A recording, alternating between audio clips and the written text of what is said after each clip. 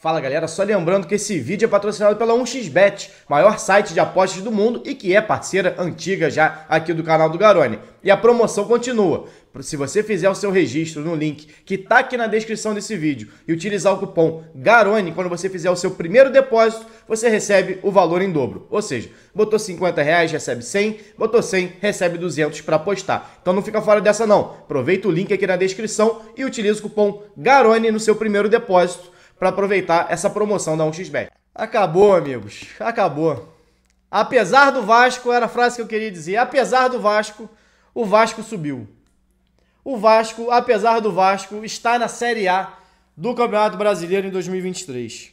O Vasco, apesar do Vasco, ainda dá alguma esperança ao seu torcedor, não pelo que foi feito em 2022, não porque esse time fez dentro de campo em algum momento nessa Série B, mas porque o torcedor vascaíno, na esperança da SAF para o próximo ano, o torcedor vascaíno tem alguma perspectiva de melhora, porque o campo do Vasco em 2022, o futebol do Vasco em 2022 foi de Série B. Foi de Série B. Apesar do resultado positivo agora, nem na vitória contra o Ituano hoje, que é para ser comemorada sim pelo torcedor, tô escutando fogos, gente gritando aqui, é para ser celebrada sim pelo torcedor, ele por ele. Ele pelo clube dele, pela instituição. Não pelo time, que nem na vitória de hoje jogou bola. Não pelo time que nem no campo hoje vai comemorar, vai festejar, vai ter seus méritos ali, a gente pode fazer algumas avaliações aqui de jogo, mas o Vasco sobreviveu a essa Série B. A verdade é essa. O Vasco sobreviveu ao próprio Vasco. As incapacidades que o departamento de futebol teve para gerir o futebol do clube. Principalmente em relação a mudanças de treinador.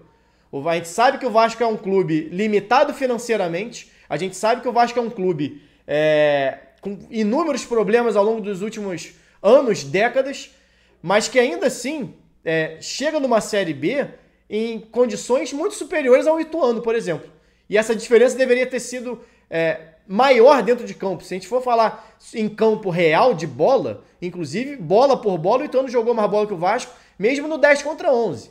Né? Então, o Vasco foi, apesar de tudo, apesar de toda incompetência, ainda conseguiu acesso. Muito porque ainda tem uma diferença grande para os outros adversários. Financeira, inclusive. Né? O Vasco lutou no fim contra Ituano e Londrina. Não é uma base de comparação do Vasco que eu espero, que eu vi a minha vida inteira, que eu cresci vendo e que grande parte dos torcedores viram. Então, essa Série B é para ser comemorada momentaneamente. Esse acesso à Série A é momentâneo.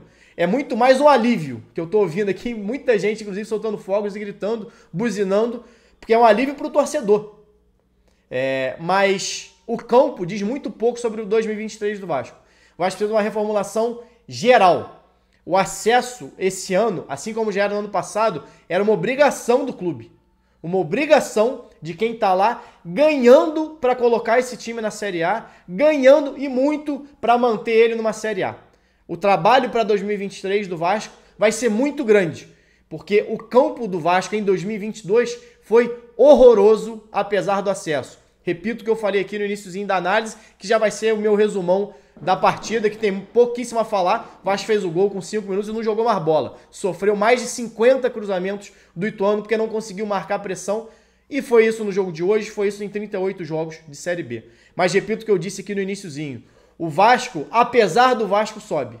O Vasco foi o seu maior rival, como é há anos e anos e anos. Espero que um novo Vasco, com uma nova administração, com um novo modelo de negócios, se torne o Vasco que, se não vai ser exatamente igual, porque vai ter essa mudança, o que eu vi quando eu era mais novo, mas que dê ao seu torcedor, não vou nem falar mais alegrias não, mas menos tristeza. Se der ao torcedor do Vasco menos tristeza, já é muito mais do que a gente teve com esse Vasco nos últimos 18 dos últimos 20 anos.